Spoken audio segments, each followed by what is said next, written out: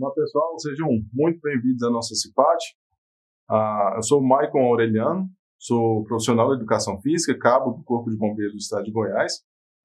E hoje nós vamos trocar uma ideia com vocês a respeito de treinamento, alimentação no período de isolamento durante a pandemia.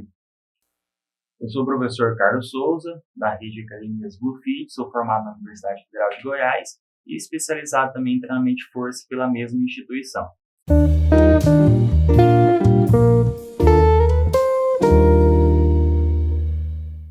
Bom, é interessante primeiramente salientar a diferença entre atividade física e exercício físico.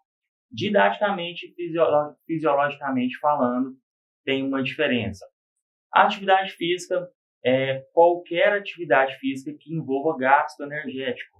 Já o exercício físico é aquele que tem como objetivo emagrecimento, hipertrofia, uma performance esportiva, ou seja, ele é periodizado, ele é programado.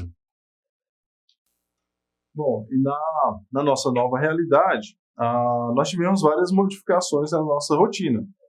Alimentação, trabalho, treinamento, rotina de escola, e tudo isso fez com que a gente tivesse uma diminuição do tempo laboral.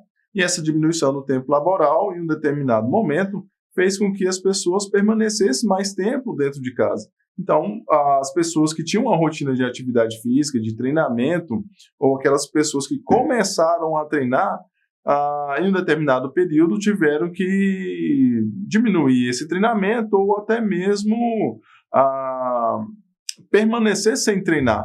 E essa permanência, esse período de estagnação dentro de casa, esse período de isolamento, ele provoca alguns sentimentos, provoca algum desconforto e algo que faz com que as pessoas se sintam desmotivadas a voltar ao treino, desmotivadas a iniciar uma atividade física, porque elas têm medo do que vai vir pela frente, elas têm medo de como as coisas vão funcionar no ambiente externo, ou numa academia, e não entenderam ainda como que vão voltar a treinar. Carlos, troca uma ideia com a gente, manda alguma informação aí a respeito do que esse período estagnado, esse período de tempo onde as pessoas ficaram ansiosas e ociosas dentro de casa, pode interferir na nossa vida, no nosso dia a dia. Isso é interessante que você falou, já pegando um gancho, né? Essa questão do medo do desconhecido. Isso provoca dentro de nós uma ansiedade. Como você está em período de isolamento, em quarentena, ansioso, agora já entrando um pouquinho mais a parte da alimentação, você acaba descontando, né, nos doces. Então, a compulsão alimentar é algo que deve ser pensado. Com isso, o seu consumo energético, né, ele sobe muito. E aí são duas coisas casadas, né? Inatividade física e consumo elevado de doce, com alto índices glicêmicos aí, de açúcares industrializados, né?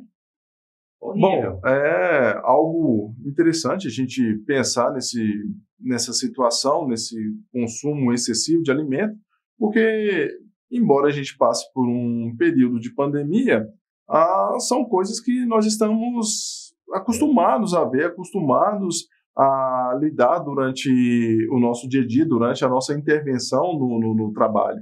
E assim como a gente tem facilidade para ver um vídeo no YouTube de treinamento, ensinando a executar um exercício, a mostrar como as pessoas poderiam estar treinando dentro de casa, fora de casa, executando um exercício da forma adequada dentro da academia, a gente tem a facilidade de pegar o telefone também, às vezes, e mandar uma mensagem ou fazer uma solicitação de um alimento, de um fast food, de algo que talvez a pessoa não fazia ou não tinha o interesse de ingerir, de comer aquilo com tanta frequência, e acaba que a gente faz isso hoje com certa facilidade. A gente aumentou o consumo de alimentos que não são tão adequados para a nossa rotina alimentar, para a nossa saúde de uma forma mais ampla, de forma geral.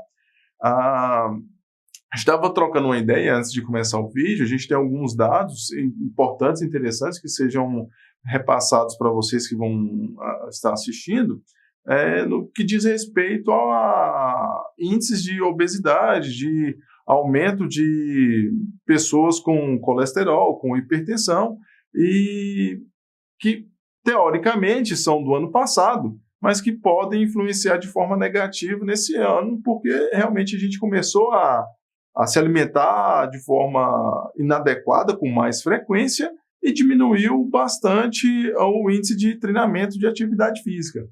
Interessante falar também, né, sobre o fechamento dos locais adequados para a prática de exercício físico, né?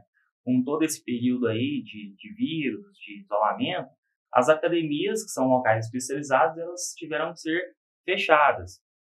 E agora, com esse período aí de reabertura, nós tomamos todas as medidas, né, de prevenção, né, com sanitização, higienização dos aparelhos, então trazendo uma certa segurança para quem quer praticar um exercício físico num ambiente controlado.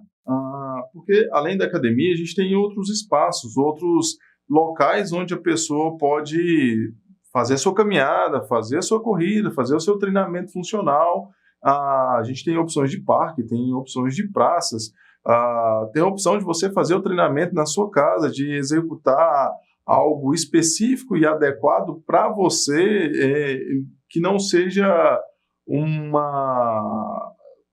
que não te dê uma dificuldade extraordinária, mas que faça com que você saia desse período de estagnação. Faça com que você tenha o mínimo de condições possíveis de estar executando um treinamento adequado, de estar dentro da sua capacidade, dentro das suas possibilidades, fazer um treinamento que possa ser benéfico à sua saúde, que possa ser benéfico à tua qualidade de vida. E aí a gente tem vários benefícios que os exercícios e a atividade física pode proporcionar. Com certeza. O exercício físico hoje ele é considerado uma polipílula para diversas doenças, né? Obesidade, para quem tem epilepsia, hipertensão, diabetes, ou seja, não tem contraindicação. Qualquer pessoa pode praticar em qualquer lugar, né? Nós temos a opção aí dos parques, você falou, das praças, né? Ciclismo, pequenos grupos, grandes grupos, né? Com treinamento funcional, com cordas, elásticos, até mesmo, Aureliano, uma opção legal é o treinamento em casa, né? Com o próprio peso corporal. Então, de fato, não tem desculpa. Você pode praticar exercício em qualquer lugar, logicamente, com a orientação de um profissional de educação física, né? Justamente. E é interessante você procurar essa ajuda, né? Com relação à alimentação, procura a ajuda de um nutricionista, que ele vai montar uma tabela mais adequada, de acordo com a sua rotina de trabalho, de tempo disponível. Então, procura uma equipe multiprofissional, né, que ela vai te ajudar. Muito importante, pratique exercício físico regularmente, se possível todos os dias. Se não é possível, 2, 3 vezes na semana. É de acordo com a sua realidade, com o seu tempo disponível. Bacana. E se a gente for levar para algo mais complexo, algo um pouco mais amplo, a gente pensar o quanto a pessoa perdeu de tempo de treinamento, perdeu de tempo de qualidade de vida, deixando de fazer as suas atividades físicas, a gente tem que pensar numa retomada com segurança, numa retomada gradual, moderada, para que aos poucos a pessoa volte aos índices de treinamento tão bons quanto viam antes do período de isolamento. Por isso é interessante a gente ter um profissional adequado, por isso é interessante a gente ter alguém que dê o suporte com um pouco mais de qualidade do que o que a gente poderia estar fazendo quando treinando sozinho ou se alimentando sozinho. Por isso é interessante a gente ter alguém que faça uma adequação do treino, uma adequação do teu cardápio, da tua alimentação, para que o teu sucesso seja interessante, seja proporcional aos teus objetivos. E nós temos a memória muscular, que é algo benéfico para nós, né, Aureliano? Nós ficamos aí um período de inatividade física e é interessante essa retomada consciente, principalmente com relação às cargas de treinamento, né? Sabemos que o músculo ele é irrigado, né? Então a recuperação muscular ela é muito mais rápida do que um tendão, um ligamento. Esse se lesionar demora mais. Então, uma dica: comece o seu treino com umas cargas menores e progressivamente na terceira, quarta semana, como o seu nível de força recupera rapidamente, você vai gradativamente aumentando aí. Algo semelhante acontece na corrida. Além de gostar muito de correr, a gente costuma dizer que a corrida é algo muito democrático, se você só precisa ter um tênis e uma bermuda que dá para você fazer o seu treinamento. Eu trabalho com a corrida já tem há um bom tempo. E aquelas pessoas que participam, que correm, que treinam e que estão num nível de treinamento acima da média, tendem a querer continuar correndo forte, treinando forte, mesmo depois de um período parados. E é algo semelhante ao que o Carlos falou. Não dá para a gente pensar em retomar muito forte quando você ficou um determinado período de tempo parado. Então, quando for recomeçar ou quando for começar o seu treinamento, faça de forma gradativa, entenda como o teu corpo vai responder ao estímulo. Se for necessário, dê um passo atrás para que você possa ter um bom resultado no futuro. Exatamente. E lembrando sempre, procure uma orientação especializada de um nutricionista, de um profissional de educação física, que são os profissionais que vão te orientar adequadamente para a sua prática. Ok? Até mais. Ótimos treinos para vocês.